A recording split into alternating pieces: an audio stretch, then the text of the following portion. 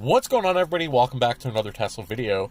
I just got Hardware 3 upgrade, so because of that, my car got factory reset, and I thought this was a great opportunity to reset my car, redo everything, all my settings, and I'll take you through the whole entire process. So if you have a brand new Tesla Model 3, like I have technically now, you'll know every single feature, every single setting possible by watching this video. So it might be a longer video. I have Mother Frunker Senior here to help me. Yes, we're going to try to cover everything, and hopefully we won't forget anything. And if we do, please add a suggestion and on the comments below, which might help someone. So the first thing we're going to do is, if you get your car, this is pretty much everything there is to it. The first thing we're going to do is set up a profile. So you can see it says valet mode, which we're not going to care about. We're going to hit create driver profile underneath. And the first thing we can do is give it a name. So I will call my car Mother Frunker, and we're going to hit create profile. At this point, I can hit mirrors, and you can use the left steering wheel to control and adjust your side mirrors. So basically the way this works is you use here to control your mirrors. So I'm going to start off by doing this. Actually, before I do that, I got to adjust my seat. So to the left side of the seat is power controls, and it's no different than any other powered car. And once you have that set, then you can adjust your mirrors, and you scroll the wheel up for the mirror to go up, down for the mirror to go down, and then you can pull the little toggle thing left or right to make it go accordingly. And then when you want to flip, we click right mirror, and then I'm going to do the same. Don't worry about, you're going to notice here on the screen, it's going to constantly pop up save, save, save. Don't worry about that for now. We're going to save it at the end of this, like after we're done setting up the whole profile. Okay? So mirror auto tilt, that's if you want the mirrors to automatically tilt when you put the car in reverse. And mirror auto fold is automatically fold once you park. Now the auto fold and tilt are, when we create a winter profile later, are not recommended, because if you have your vehicle outside, let's say overnight, and it's charging or not charging, and we have a storm, and especially in the cold climates, you don't want that feature on because you may damage your mirrors.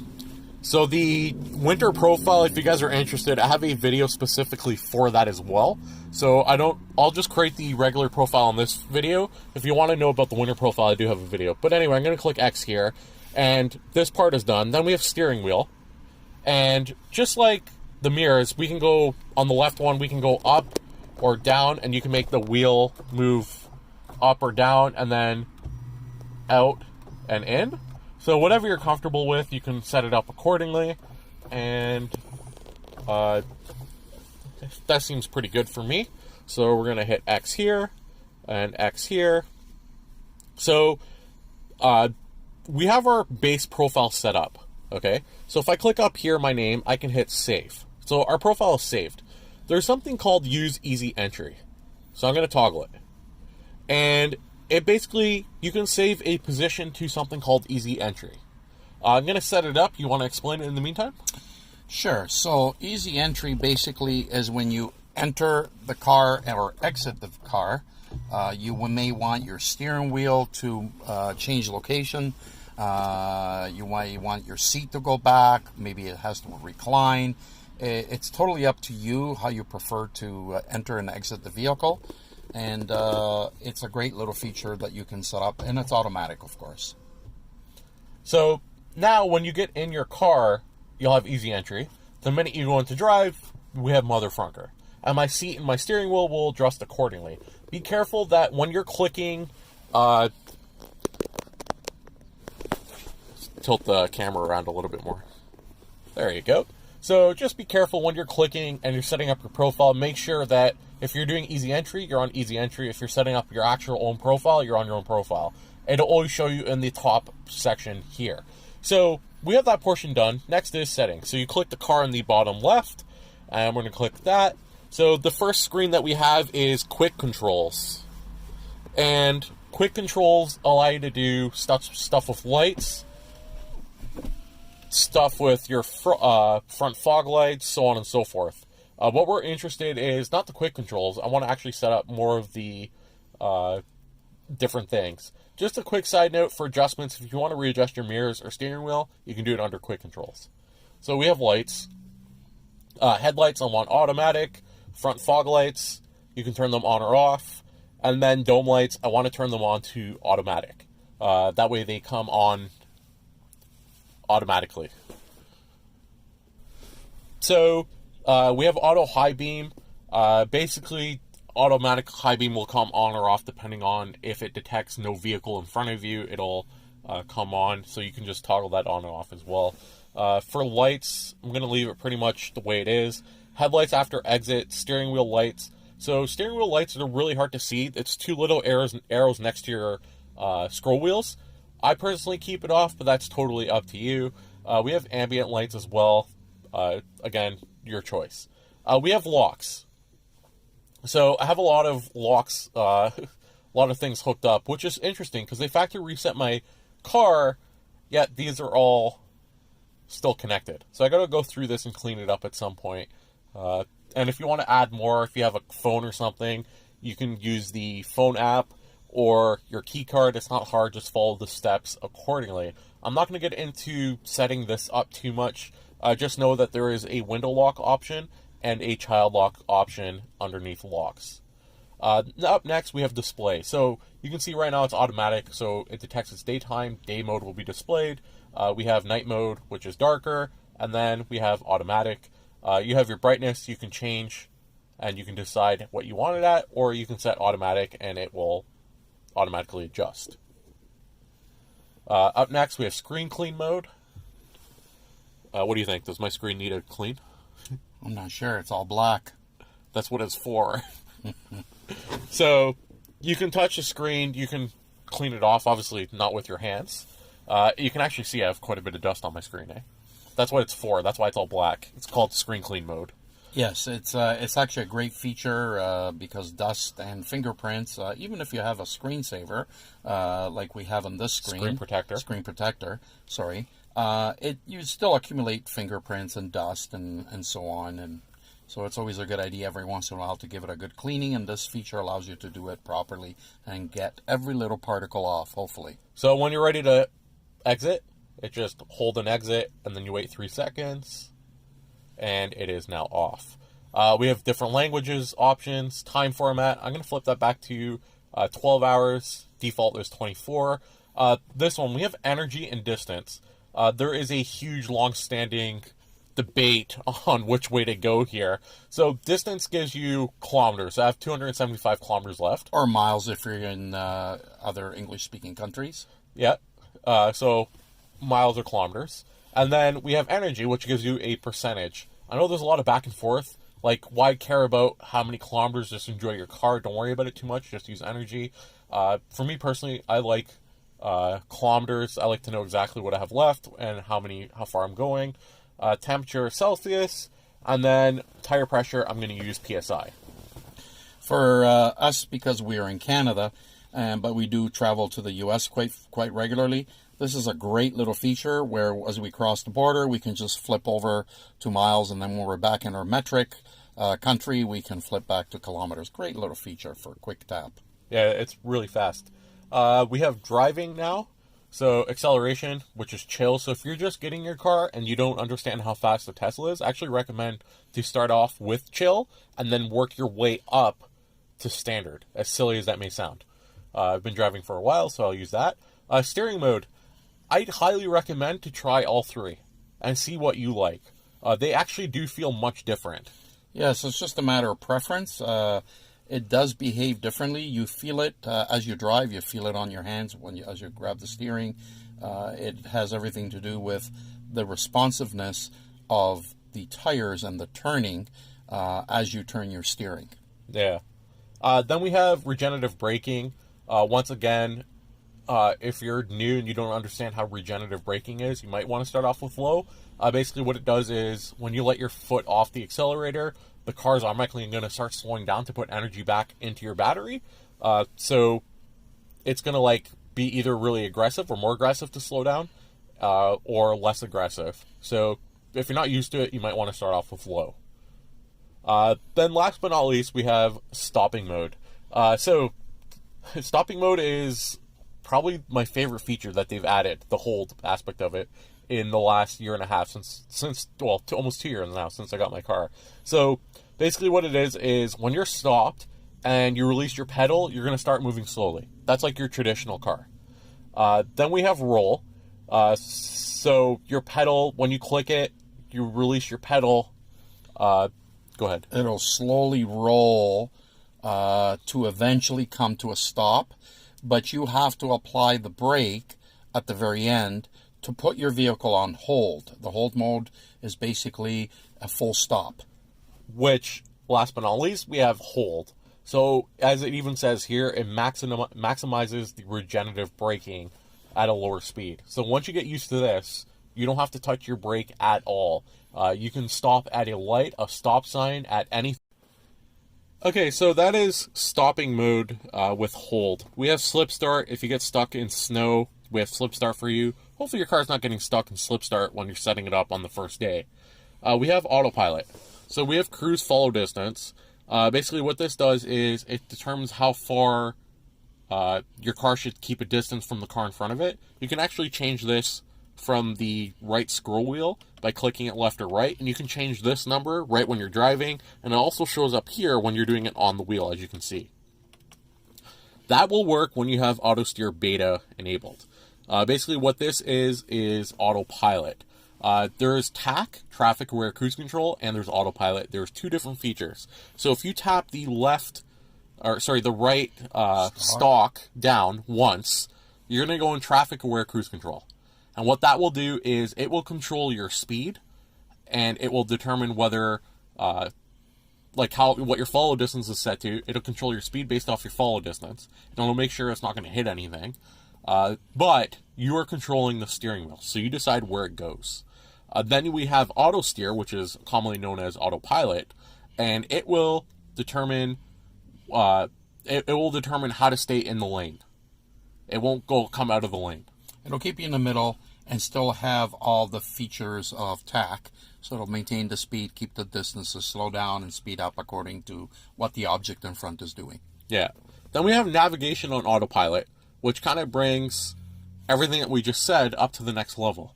So when you get on the highway, navigation on autopilot will enable, and it will determine what lane to be into, avoid slow-moving traffic, so on and so forth, based on whatever you have set on your maps. So you have to have a location set. It has to know where you're going based off wherever your map is set to, and it will navigate accordingly. So we can customize it, and you can enable it at the start of every trip, so you can decide whether you want to have it toggled on automatically. We have speed-based lane changing, which there's a huge common misconception I want to help out if you're watching this. Speed-based lane changing works like this. It's disabled. It doesn't change lanes at all. If you have it on mild, and let's say the speed limit's 100, and you're driving, let's say 80, you have your car set to 100 kilometers an hour, and the car in front of you is only driving 80 kilometers. Mild might say, oh, it's only 20 kilometers, it's not that big of a deal, let me stay in this lane. Average might say, that's a big enough gap, I should go around him. Let's say in that same 100 kilometer zone, you're doing 90 now, and there's only a 10 kilometer difference. Average might say, oh, it's only 10 kilometers, no big deal, let's stay behind him. Mad Max, on the other hand, might say, hey, I want to go around him. I don't want to wait. So the speed-based lane changing has nothing to do with how aggressive the car will change lanes. All it does is it determines when the car will decide to change lanes. Right. And that is something that's been misconstrued by a few, and hopefully that'll help you. Then we have require lane change confirmation. So basically what it does is every time your car says, hey, I'm going to change lanes, you can either decide that, say, hey, I want to confirm that the car is going to change lanes, or you can have it do it by itself. If you're going to confirm, it's going to say, hey, you have to go over to the right lane. You have to signal right, the car will change lanes for you. Or if you require lane confirmation, you toggle it to no, it will automatically change lanes for you. It'll still show you that it's changing lanes. The signal will come on. You'll see it on the display. But it's going to handle the whole lane change on its own without you any of your input. Yeah. However, it will still notify you if you want, so you can shut it off, or you can have it chime you, you can have it vibrate you, or you can have it chime and vibrate. I personally like both, just because I feel like it's a little bit safer. I like to be told like the car's doing something when it's doing it. Scrolling down, so that is Autopilot. We have full self-driving visualization preview. I will have a full video about that later. We have summon beta, so we can have customized summon. So you can determine what bumper clearance you want, so that determines when you're summoning your car, how close or far away you want it to go. We have summon distance, so that determines how far the car will actually summon. So I like to put the summon distance on full, just because I'm always there with my car, so I can determine when I want it to stop. So even though it's 12 meters, I'd rather have 12 meters, and even if I only need to go 6, I can stop it at 6, so to speak. Then we have side clearance, so it determines, you can see the line around the car. When you're summoning in the car, you can determine how close or far, or how wide, or like whatever the side clearance that you want. Basically, the way summon works is you can do it from your phone or the fob, and it allows you to make the car move forward and backwards without you being inside of it. Then we have required continuous press. So you have the option between holding down the button continuously. The minute you let go, the car's going to stop. Or you can hit no, you click the button once, the car's going to summon until it detects something in front of it, or it reaches its 12-meter distance. We have Home Link. Home Link is for your garage. I have a full video about that. So if you want to talk about, or if you're interested in more about Home Link, how to set it up and all that sort of stuff, check out my video on Home Link. Rather than talking about it in this video, which will probably be on the longer side, check out that. Then we have standby mode. So standby mode allows you to summon will stay on when standby mode car is into park. So basically what this does is it allows your car to be awake, so you can smart summon it easier. Like your car will be more receptive. It'll always be awake. It'll be connected to your phone easier. So the response time between you being able to make it go on Smart summon. It'll be just that much quicker, the response time. Yes. So I'll have that enabled. I'm going to exclude my home. I don't need to smart summon in my house because it doesn't work anyway. Then we have, scrolling down, we have speed limit warning. So like I said before, you want to use chill mode. Teslas are fast. You might want to turn on speed limit warning, at least for the first 2 weeks. So you can have it display you can have it chime you, up to you. We have speed limits, so you can go relative. So basically, if you're going, let's say 15 over the speed limit, so the car will know, hey, the speed limit's here 60, you're going 75, the car will, in this case, chime you. You can also do it absolute, so you can say if you're going over 110 kilometers, the car will chime you. Definitely recommend some sort of combination of this, just because you want to get used to how fast the car actually travels, how fast the car actually accelerates and moves, especially if you haven't driven a Tesla before. The next one is really interesting, forward collision warning. They have this set at medium by default. I want to set it to early. You want to be as safe as possible. You're going to be driving, there's a collision happening in front of you, you want your car to beep you as early as possible. That's at least my thoughts on the matter. And again, it's not just because there's always a delay in response time from a driver's kind of input, but it's also because of what we just mentioned. These cars are very, very fast. So that delay in response is even more critical with a Tesla. So you want this feature to warn you well ahead of time, so you have more time to respond. Yeah, just be on the safe side is what I'm thinking, right? Mm-hmm. Then we have lane departure avoidance. So basically, if you're in your lane, you can, if you're driving along, you can have this off, and it won't beep you whenever you're coming out of your lane. You can have it so it warns you, or you can have it so it assists you. So basically, this will either warn you, saying, hey, you're driving outside of your lane, or you can have it assist you, where it will correct you back into your lane. So, not a whole lot more to say about that. Do you have anything to add? No? No, I was going to mention the next 4 features. If you notice, they're by default enabled. And that's emergency lane departure avoidance, blind spot collision warning chime, automatic emergency braking, obstacle aware acceleration. Very, very critical. They're all safety related, and Tesla has always prided itself as being one of the safest, if not the safest car on the road. Therefore, these should all be left on. Yeah, so like blind spot collision warning chime, for example, it'll chime you if you're changing lanes and there's someone in your blind spot. Obstacle aware acceleration. So if there's an object in front of your car, it will limit your acceleration because it knows you can't accelerate forward because you're going to hit something. So that is everything under autopilot. We go to navigation. Navigation, we have first and foremost the voice. This is the assistant's voice. It's not bad sounding. They did a good job. Yeah, unfortunately it's not Elon, so I guess we'll have to turn it off. I don't like the navigation assistant voice, but that's me personally. Then we have automatic navigation. And automatic navigation to home, work, or your next calendar event. So this will automatically try to predict where you're going next, and it will set it up on your screen.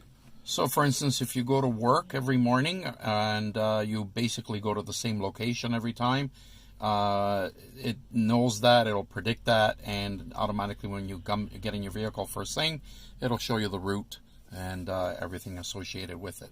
I've been using it since it's come out, and it's kind of nice. I like the feature. Yeah. Then we have Trip Planner, which adds superchargers to your trip as needed. You want to enable that. It will tell you, hey, you might need to stop at a supercharger for you to make your trip. Then we have online routing. So this will reroute to save time if it's more than whatever. So if you're going to save 10 minutes, it's going to give you a new location. If you save 5, it's going to give you a new path to whatever you may set it to. I personally like 5 minutes. If it's going to save me 5 minutes, then sure, why not? The next 3 toggles, personal preference, obviously, avoid ferries. That actually messed me up once. Interesting story about that. We have avoid tolls, and we also have use HOV lanes. Where I live, we're allowed to use HOV lanes because we have a green vehicle. Kind of cool.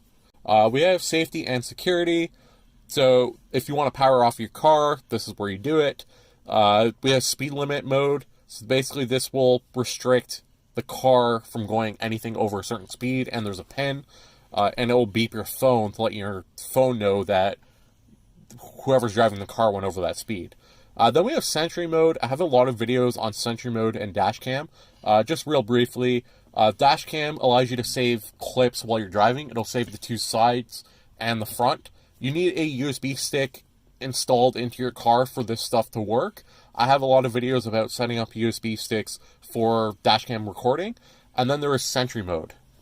The newest feature since a recent update is it allows you to save the clips if you honk your car rather than tapping the symbol that will be here while you're driving. Yeah. Check out my dashcam and Sentry Mode videos though, mostly. Sentry Mode though, real quickly, is when people come to your car and you're not in it, you can have it so it automatically will record video footage. So if someone's like a hit and run or scratches your car and so on and so forth, Sentry Mode can pick them up. And that's been a fantastic feature. If you followed the news and Tesla forums and so on media, there has been, unfortunately, some sad situations where Tesla vehicles did get damaged intentionally or unintentionally, and Sentry Mode has saved people a lot of money, a lot of trouble, and sometimes fines. Yeah, so definitely get a USB stick, get your Sentry Mode working. Then we have Park Chime Assist, Park Assist chimes, it'll chime you. We have Joe Mode, which will make all the sounds quieter. A security alarm, which I have enabled. We have pin to drive. So basically what this does is every time you go to drive, you're going to need a pin. So I'm going to enable it now. I'm in park. I'm going to put the car in drive. You can see right away it asks me for a pin. If I enter in the wrong thing, it's not going to let me drive. If I enter in the right one, oops, did I mess it up? Yeah, I deleted the 4. If you enter in the right one, now I can drive. It's interesting. The pin to drive will pop around different parts of the screen. For if your fingerprint is like on the screen, it won't matter because it jumps around. For me, I'm going to disable this. And then we have cabin overheat protection. This will prevent your car from going over a certain temperature, which is 40 degrees Celsius. And it'll stay on for 12 hours after you leave, up until you lose 20% or less of battery. Last but not least on this screen, we want to allow mobile access. Actually, no, there's 2 things I want to talk here, but mobile access. So mobile access basically allows your Tesla to be connected to your cell phone hence being able to use the phone app to access many of these features. If that was off, your phone wouldn't connect, therefore you wouldn't be able to do that. You would literally have to do everything in the vehicle. Yeah, so you get phone access. Whether it's on your iPhone or Android, you can download the app. You get access to all sorts of different settings and stuff. We have data sharing. So if you're interested in terms of what data Tesla collects, it is all here. You can actually disable this if you want. Tesla does not collect as much data as most people think, I guess. I do track it to a certain degree. If you guys are interested, leave a comment down below and let me know you want to see a video about what Tesla collects in terms of data, and I'll do it. But it's totally up to you guys if you guys want to see that. So that is safety and security. We have service. So we have service wiper mode. You can kind of see here, the wipers come up. So if there's going to be ice or whatever on your windshield, if it's snowing, you can put it in wiper service mode and your wipers will stay up automatically. That way, after it freezes or whatever, your wipers aren't stuck. We can adjust headlights, so you can control your headlights with this thing, the scroll wheel again on your wheel. You can reset your TMS sensors, TPMS sensors, so on and so forth. They have wheel configuration. So if you have aero wheels, sports, performance, whatever it may be, this should be set up properly by default when you get your car. They have a owner's manual too, in case you want that. I was just going to mention the wheel configurator. The reason why it needs to match what's on your vehicle is because if it's not, it's going to think that you have different wheels, and your range, your efficiency, everything's going to change, and everything's going to be skewed. Yeah, it won't be off by a lot, but it'll be off a noticeable amount. The last page here is software. We have a navigation data update available. That's cool. So we need to connect to Wi-Fi to be able to update, and I'll talk about Wi-Fi. But you can determine if you want updates, standard or advanced. Definitely advanced over here. That's what I want. And yeah, we can name our vehicle. So, of course, my vehicle will be called... sure. So my vehicle is Mother Frunker. And that's pretty much all the settings. If you want to open up your glove box, it's down here. To connect to Bluetooth, you go up here. You can connect to your phone. You can sync messages. You can have it chime on new messages. If you want to connect to Wi-Fi, you have to be... you can click up here. It's going to search for Wi-Fi. You can click Wi-Fi settings or whatever. You can connect all sorts of stuff. Enter the password and such. Home link is up here, so you can create a home link. Again, I have a video about that. We have Sentry Mode, which is not really working because my dash cam is not fully set up. Yeah, so what's important to note here is if you turn it on, you see the little red light.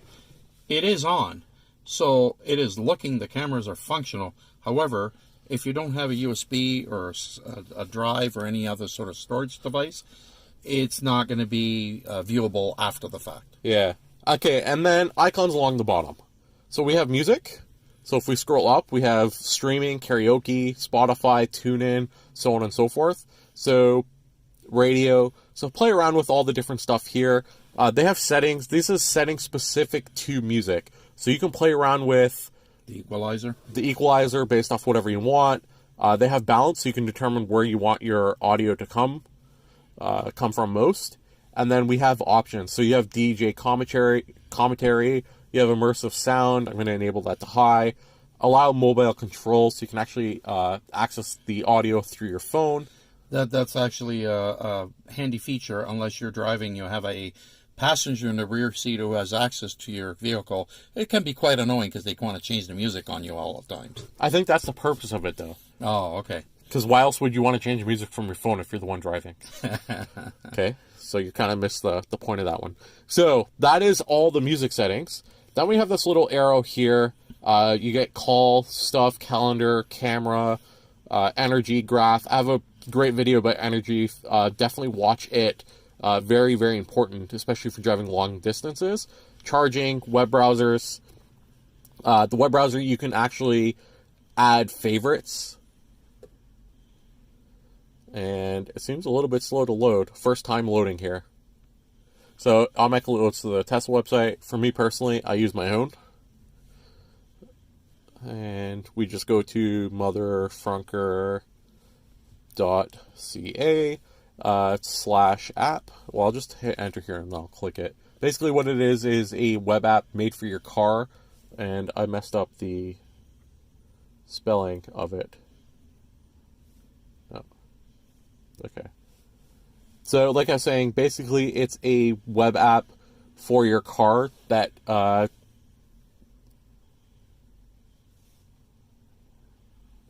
where am I messing up here? Nowhere.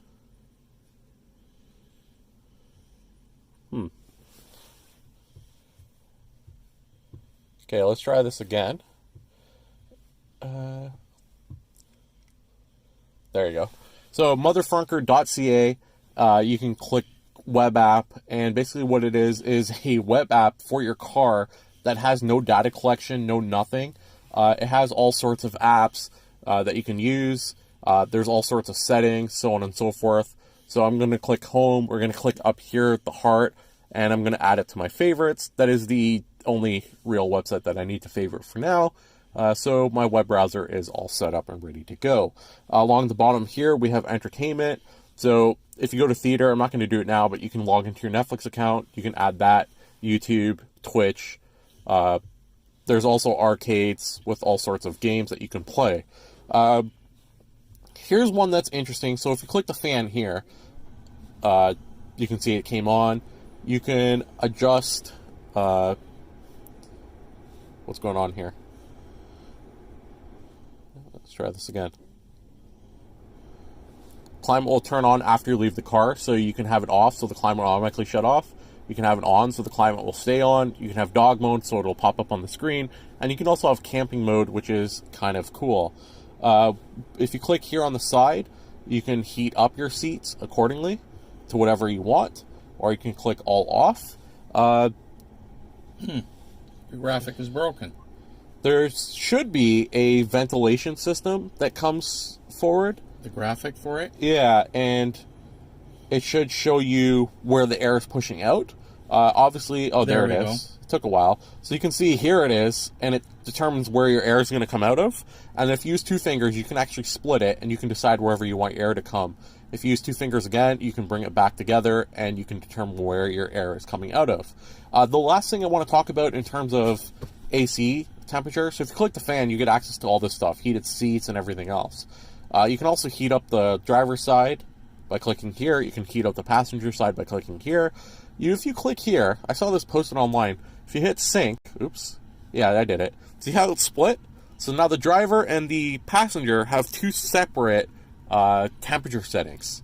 If you want to bring them back together, you click either one, you click it, and it is back together. Let's shut this off for a sec. We have defrost, front, and rear. And then last but not least, we have audio.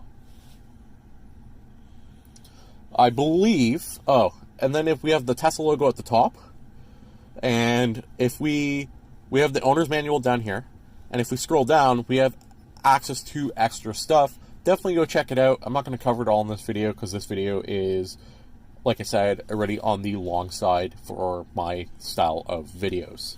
The last thing we're going to talk about is the left side of the screen. Over here, you can open up your front trunk. You can open up your trunk. You can open up your charge port, and it will automatically put your car into easy entry and park, and it'll open up your charge port. You can close it, and and it tells you how many kilometers you have left. You can click here, you can see your rear view camera. You can click here, you get access to your charging info. You can click here, you get access to a voice. Yeah, and I have a video with 88 different commands that you can ask your car.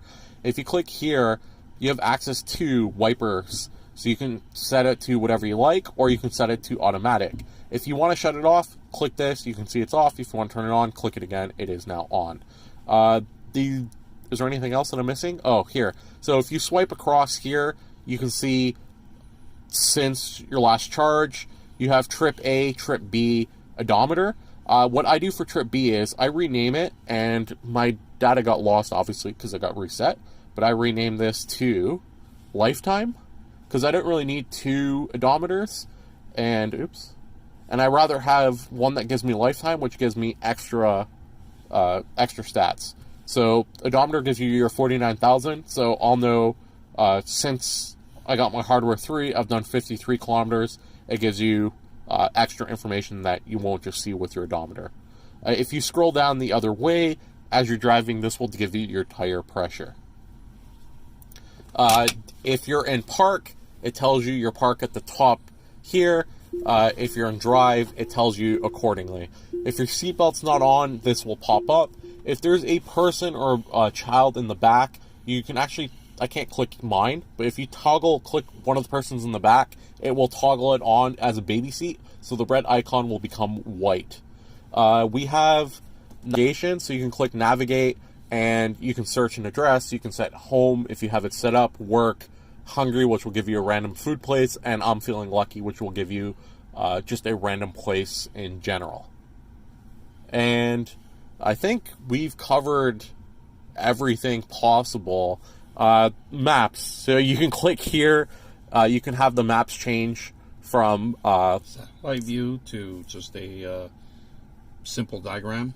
You can turn on lines so you can see where traffic's built up, and you can also see superchargers that are around you. So I think that is everything. This is the most in-depth setup, software, video that I can possibly make. Hopefully I covered everything. If I'm missing something, please let me know in the comments below, and you might be able to help out someone else that is missing it. Real quick, I'll mention it just for completeness sake. If you want your 4-way flashers, that is above you, in between your rear view mirror. It is a red one. It is not on the screen. That is one of the few actual physical buttons that your car will have. So hopefully you guys enjoyed this video. If you did, if it was helpful for you and you made it this far, definitely subscribe for more Tesla content. They're definitely not all this long. Do like the video because it always helps. Thanks for watching. You want to add anything else before we leave? And drive safe. Drive safe. Enjoy your new Tesla if you're getting it. If you're in the process of getting it, you need a referral code. Check my description down below. I have one. You get free supercharging. I get free supercharging. It is a win-win situation. So, once again, thanks for watching, guys, and I will see you guys next time.